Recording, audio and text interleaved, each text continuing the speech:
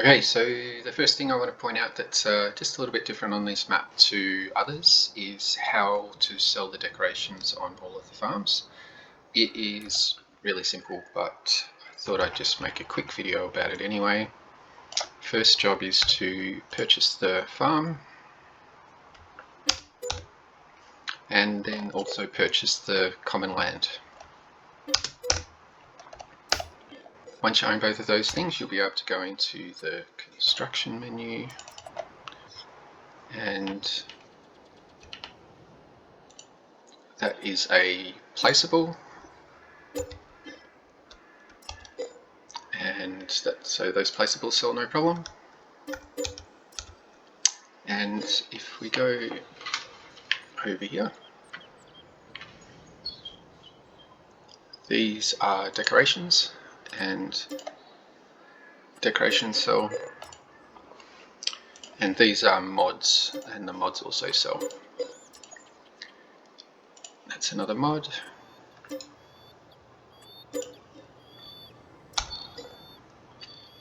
And that's a diesel tank, which is a mod. So that's how you clear off a farm. If you also want to delete the fences, you'll need to do them manually, which doesn't take too long. So that's about it. If you are playing on an early version, like before 1.0.0.3, I know that there are still a few buildings on a few of the farms that won't budge no matter what you do to them. I'm working on that, and as I said, by 1.0.0.3, most of those, if not all of them, will be fixed up. Okay, the second thing that is just a little bit different to other maps is these two commercial lease buildings. I made them because I'm just filling up space in town, to be honest, but the other thought I had was that if you're playing a multiplayer game and one of those players wants to sit out for a year but doesn't want to fall too far behind with money, they can sell up all their stuff and buy one of these lease buildings, and then whenever they come back, they will have made a little bit of money from these leases and not fallen too far behind the other players on the map. So that was the idea behind it. Whether you use it for that or not is completely up to you. It's very simple. You just buy them and they give you money. So that's the first one, and the one next door will also do it, but we'll just do one at a time. And I'm just going to zero off the money so we can see how much it makes.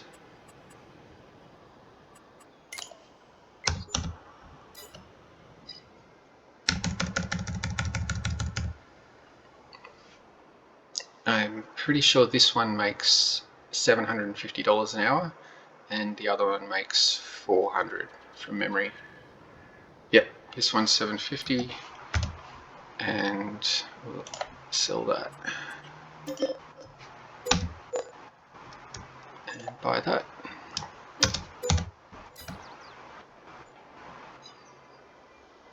And get rid of money again.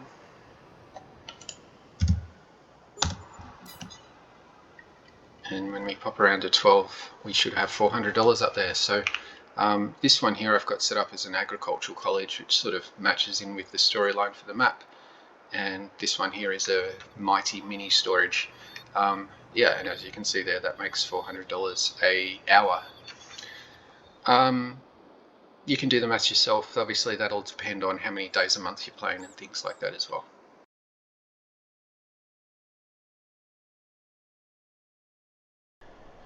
So the third thing on my list of slight little different things that this map has that other maps might not is that you'll need a different file if you're going to play Maize Plus. If you just put Maize Plus, the mod, in your mod folder and open up the map as it is downloaded, you'll get these fill types that are on the ground will be wrong. So this is meant to be an iron-rich clay, and obviously you can see here that it's not that, it's grass.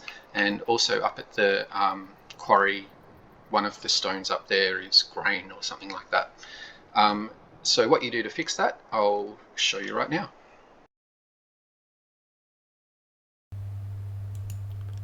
Okay, here we are over on the top, and this is the inside of the map file, inside of the zip file, and inside that you'll find the data folder, and we're just going to replace the height file here. You'll find it probably has a different file name, so just make sure that you change it to the file name that's in the folder and replace what's there. And then you might as well change that name back, and then you'll have both copies in case you want to come back and play without Maize Plus.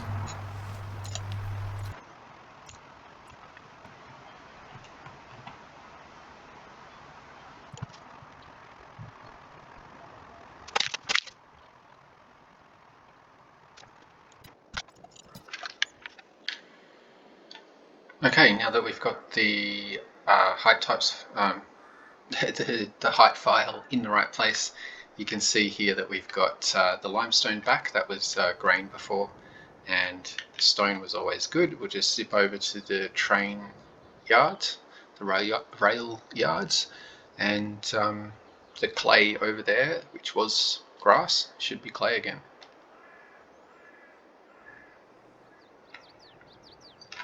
Okay, we've got our clay back, so that's how we switch over to Maize Plus if you want to use that. Okay, items 4, 5, and 6 I think I'm up to are very straightforward. Here we are at Sumas chickens over on the western side of the map, and I don't know if people will use this, but it's here as an option if they want to. If you have a look at the PDA and change over to the farmland screen, you'll see here that this chicken area is broken up into two farmlands, 131 and 233, and the idea of that is that you can buy 233 here first, and it only has one chicken barn on it, and then once you want to expand that, then you can buy 131, and that has the other two chicken barns on it. And if you go into here, if we just go over here, you can see those dotted dirt lines. Yeah, the dotted dirt lines there coming away from the manure pit. That's roughly where the demarcation line is, and you can see there that you get access to that shed over there as well, and just this barn we see in front of us. And then when you buy 131, you'll get both of these barns.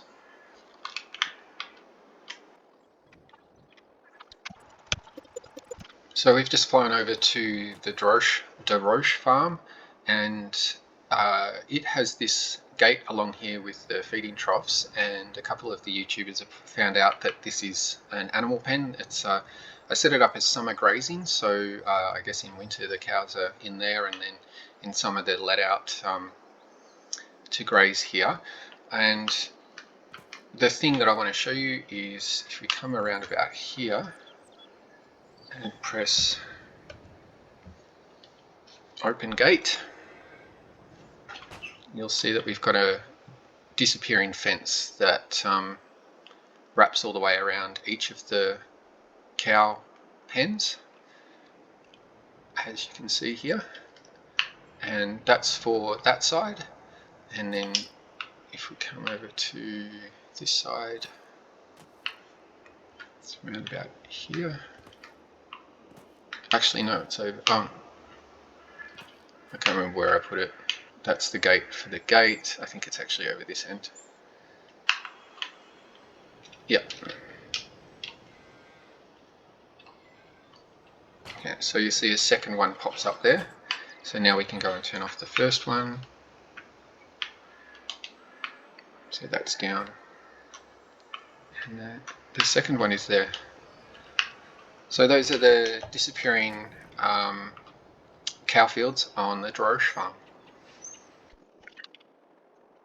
Now we are over at the Cheam Enterprises, the big farm that has lots of cows and lots of pigs, and it's also got this BGA built in.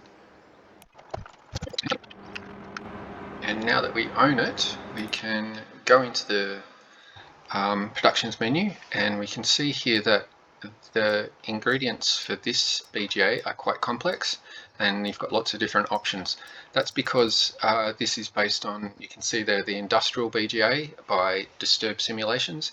He gave me permission to jump in and use the various options that he came up with, and I've just given it a slightly different visual look and feel. But this BGA on this farm is different to the main BGA, which I'm about to show you now. So these ingredients are a little bit more complicated than the main BGA.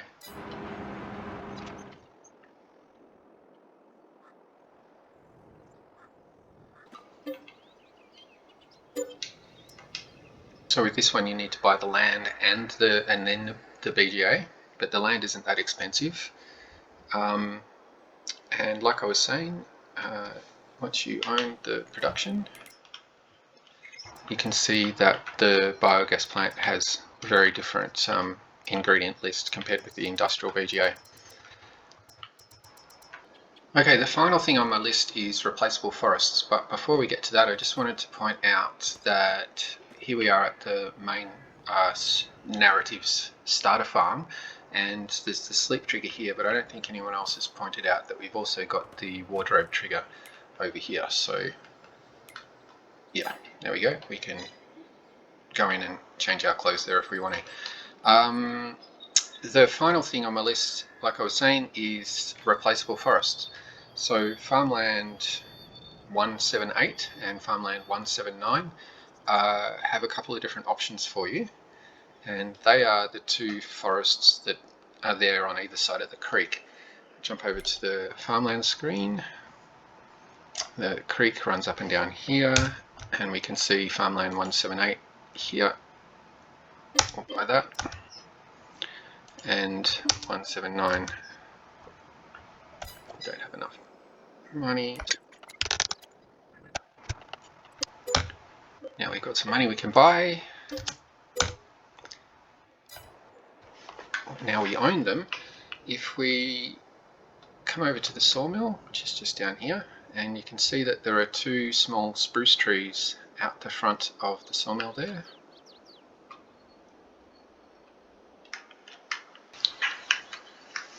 Okay, once we've brought the land and a chainsaw, we can come to these trees, and I'm still in flight mode, so this is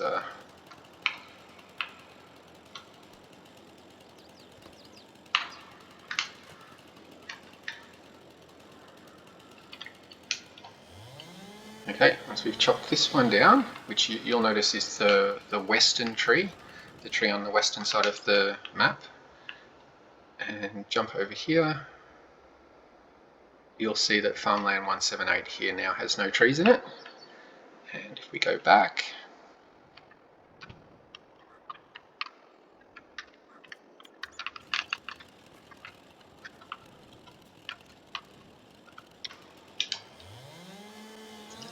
okay, and now we've chopped the eastern tree down. Go away, chainsaw. And now you'll see farmland 179 is empty as well, and you can do whatever you want with it. That will, just getting rid of those two forests by themselves will help your performance if you are on a slower machine or an older machine, and whether you play these fields or not, just getting rid of those trees will increase the performance for you a little bit. And now that you are now that we are not in forest mode anymore, we can switch over to cows and put in 60 cows. I might actually increase that a little bit because this field can definitely fill it up, and at some point in a future update I will change the foliage for the cow field and also change the nav mesh. At the moment the cows will only walk in that rectangle, and one day I'll build a nav mesh that covers this whole field. So yeah, there's your cow option on this field, and there's one last thing.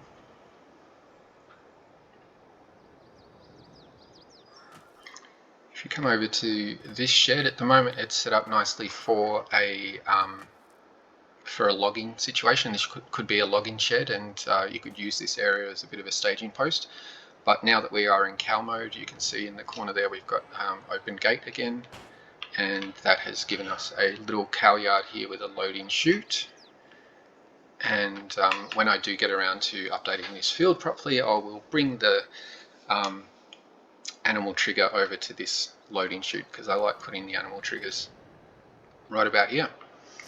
Okay, so that's field 178, that's its trick, and field 179 has a trick of its own, but we need to jump out of game to do that.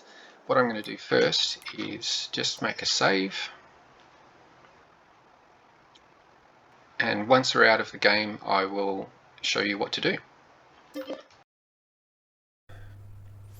So actually, now we're over on a desktop, I can show you two separate things that will make a big difference.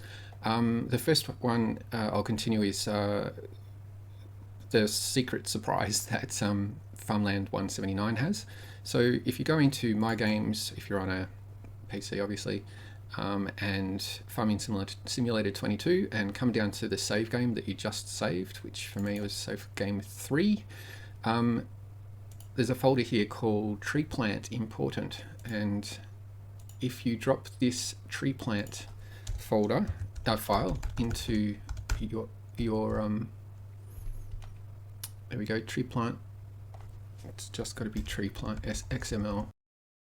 Yeah, so once it says tree plant XML, just drag it, drop it into there, replace it, and while you're here, might as well drop these two AutoDrive files in there, and that will give you an AutoDrive course which is super bare bones basic.